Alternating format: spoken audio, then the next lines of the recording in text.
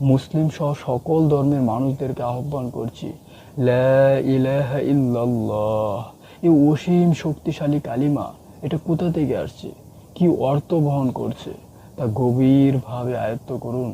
দুনিয়া এবং আখিরাতে সফল হবে তারাই যারা আজকেই খাঁটি তওবা করে সারা দিন মগ্ন থাকবে আল্লাহর জিকিরে। আমাদের মানব জীবনে সত্যিই কি কোনো ধর্ম বা ধর্মগ্রন্থের প্রয়োজন আছে?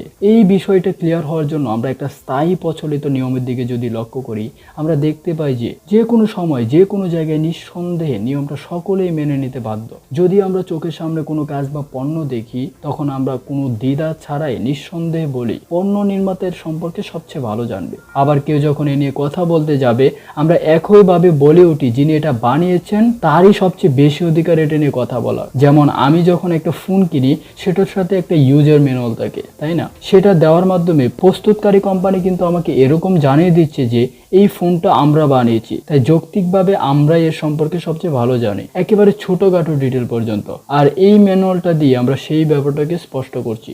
লক্ষ্য করলে দেখা যায় বর্তমান যুগে একেবারে সাধারণ কোনো পণ্য একটা ম্যানুয়াল থাকেই। এখন আমাদের প্রশ্ন, এমনটা কি সম্ভব যিনি মহাবিশ্বের সৃষ্টিকর্তা, যিনি মানব জাতিকে সৃষ্টি করেছেন এবং এই পৃথিবীতে পাঠিয়েছেন, তিনি তাদের দিক নির্দেশনার জন্য কোনো ম্যানুয়াল পাঠাননি?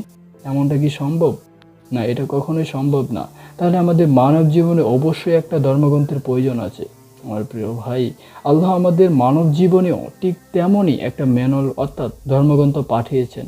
আলহামদুলিল্লাহ, আল্লাহর পক্ষ থেকে অবতীর্ণ হয়েছে পবিত্র আল কোরআন, আর সেটাই যেটা আমাদের জীবন পরিচালনার একমাত্র সংবিধান। এই সম্পর্কে কোরআনে সূরা আল মাইদা 3 নম্বর আয়াতে আল্লাহ তাআলা বলেন, আজ আমি তোমাদের জন্য তোমাদের ধর্মকে পরিপূর্ণ করে দিলাম, তোমাদের প্রতি আমার নিয়ামতকে সম্পূর্ণ করে দিলাম এবং তোমাদের জন্য ইসলামকে জীবন বিধান হিসাবে মনোনীত করলাম।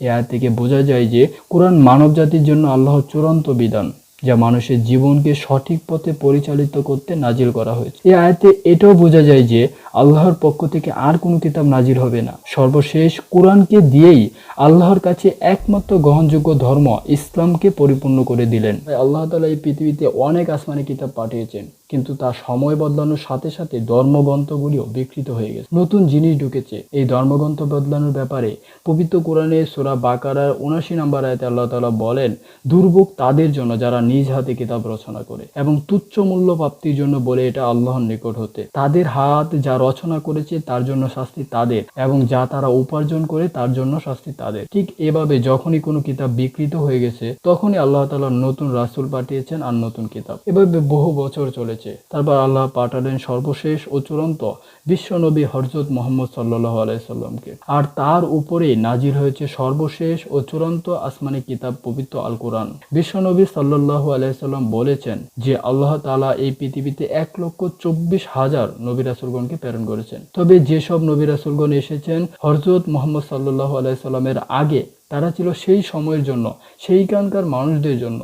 বর্তমানে পৃথিবীর সব মানুষ তারা থাকতে পারে আমেরিকা, ভারত, সৌদি আরব, কানাডা কিংবা ইংল্যান্ডে, যে কোনো জায়গায় তারা মানবে সর্বশেষ ও চূড়ান্ত বিশ্বনবী হযরত মুহাম্মদ সাল্লাল্লাহু আলাইহি ওয়াসাল্লামকে এবং সর্বশেষ ও চূড়ান্ত কিতাব পবিত্র আল কোরআন। আল্লাহ আমাদেরকে কথা দিয়েছেন। সূরা আল হিজরের ৯ নম্বর আয়াতে আল্লাহ তাআলা বলেন, আমি কোরআন অবতীর্ণ করেছি এবং আমি নিজেই এর সংরক্ষক। তাহলে আল্লাহ তাআলা পাঠিয়েছেন কেবল একটা মাত্র ধর্ম, আর সেটা হচ্ছে ইসলাম। ইসলাম মানে আল্লাহ তাআলার কাছে আত্মসমর্পণ করে শান্তি অর্জন করা। আল্লাহ তাআলার কাছে আত্মসমর্পণ করাকে মুসলিম বলে। ইনশাআল্লাহ আমার পরবর্তী ভিডিও হবে মুসলিম হলে দুনিয়াতে কি লাভ এবং আখিরাতে কি লাভ। পবিত্র কোরআনের সূরা আল হজের ৪৬ নম্বর আয়াতে আল্লাহ তাআলা বলেন, فإنها لتعمى الأبصار ولكن تعمى القلوب التي في الصدور। আসল অন্ধ তারা নয় যারা চোখে দেখে না, বরং তারা অন্ধ যাদের হৃদয় অন্ধ। ভাই এই আয়াতটি দেখেন কত ভয়াবহ। ভাই হেলাই হেলাই নিজের জীবনকে কাটিয়ে দিয়েন না। আসুন আমরা আল্লাহর দিকে ফিরে যাই, তার অস্তিত্বকে হৃদয়ে ধারণ করি এবং জীবনকে তার বিধান অনুযায়ী গড়ে তুলি। আল্লাহ আমাদের সকলকে ঈমান ও হেদায়েতের আলোয় আলোকিত করুক। আমরা সকলেই বলি আমিন।